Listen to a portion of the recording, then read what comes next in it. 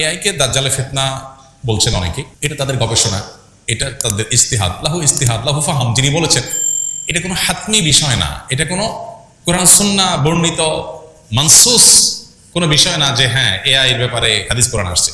কোনো আলেমের গবেষণা, তার কাছে মনে হয়েছে যে এটাই আস্তে আস্তে মানুষকে দাজ্জাল ফিতনার মতো বিভ্রান্তির দিকে নিয়ে যেতে পারে। তো কোনো আলেমের গবেষণাকে গবেষণার পর্যায়ে রাখতে হবে, এটাকে ওহির পর্যায়ে নেওয়া যাবে না।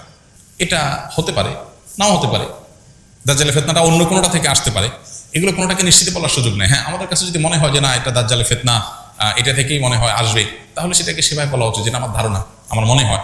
মানুষকে সতর্ক আমি করতেই পারি, বাট নিশ্চিতভাবে আমি বলে দিলাম এই রাইট আমার নাই, কারণ আমার কাছে ওহি আসেনি এবং আমি এটা বলতে পারি না অন্য কোনো ওয়ে থেকেও দাজ্জালে ফিতনা আসতে পারে। তবে এটা ঠিক যে এটা এক ধরনের ফিতনা এবং বিভ্রান্তিতে মানুষকে ফেলে দিচ্ছে, উম্মাকে ফেলে দিচ্ছে এবং নানাবিধ ফিতনার দুয়ার উন্মোচন করছে। ফিতনা কোথায় গিয়ে ঠেকবে, কত বড় আকার ধারণ করবে, সেটা আল্লাহু আলাম। পাশাপাশি এর ব্যবহারের কথা বলেছেন। ব্যবহারের বিষয়ে এআই দিয়ে যদি শরঈ কোনো কাজ করে, কেউ গায়রে শরঈ কাজ না করে, তো জায়েজ। এটা একটা টুল বা এটা একটা টেকনোলজি, এটাকে ব্যবহার করে যদি শরিয়া নিষিদ্ধ নয় এমন কাজ কেউ করে, তাহলে সেটা করতে অসুবিধা নেই। কিন্তু শরিয়া যেটা নিষিদ্ধ সেরকম কাজ যদি কেউ করে, প্রতারণামূলক কিছু করলো, কোনো সৃষ্টির অবয়ব তৈরি করলো, এমন কিছু করলো যেটা শরিয়া অনুমোদন করে না, তাহলে সেটা এআই দিয়ে করলেও নাজায়েজ হবে, অন্য কোনোভাবে করলেও কি হবে, নাজায়েজ হবে, হারাম হবে। অনলাইনে গেম খেললে টাকা ইনকাম করলে এবং অন্য কোনো প্রাণিত করলে বা আকর্ষণ করলে এটা কোন কাতারে দাঁড়াবে? এটা পরিষ্কারভাবে গুনাহ এবং নাজায়েজ কাজ।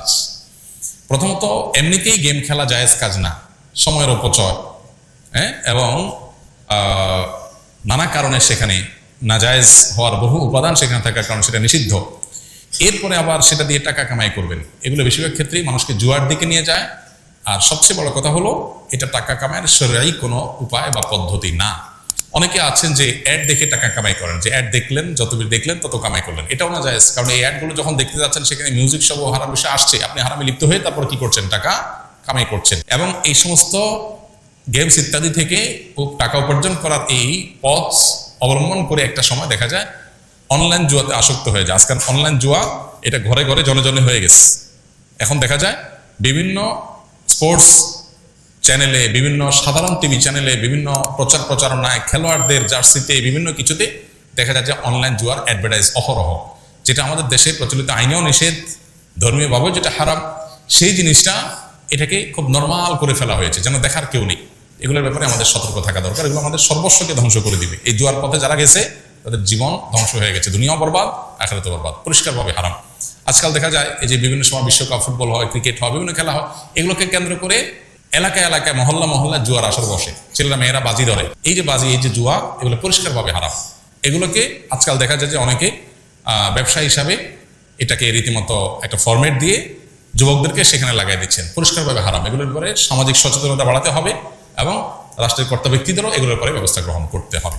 আমি মুখে কোনো গালি দেই নাই, কিন্তু বন্ধুদের সাথে গ্রুপে গালিগালাজ এর টাইপিং করি মাঝে মধ্যে, এতে কি আমার গুনাহ হবে কিনা?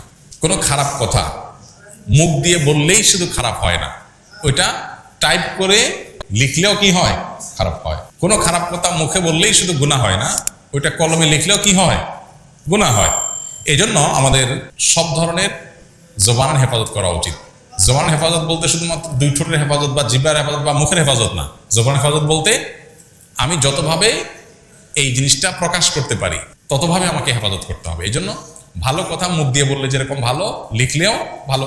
আপনি কাউকে মুখে আসসালামু আলাইকুম বললেন, সব পাবেন। আবার কাউকে চিঠিতে আসসালামু আলাইকুম লিখে দিলেন, মেসেঞ্জারে টাইপে আসসালামু আলাইকুম লিখে দিলেন, সব পাবেন কি পাবেন না? ঠিক একইভাবে খারাপ কথা মুখ দিয়ে বললে যেমন খারাপ, টাইপে করলেও খারাপ। অনেক যুবকরা আছেন আজকাল, নিজে আপনি গালমন্দ করেন না, খারাপ কথা বলেন না, কিন্তু বন্ধু বান্ধবের পালায় পড়ে, আড্ডাবাজির পালায় পড়ে দেখা যায় যে তিনি বিভিন্ন রকমের গুনাহে লিপ্ত হয়ে যান।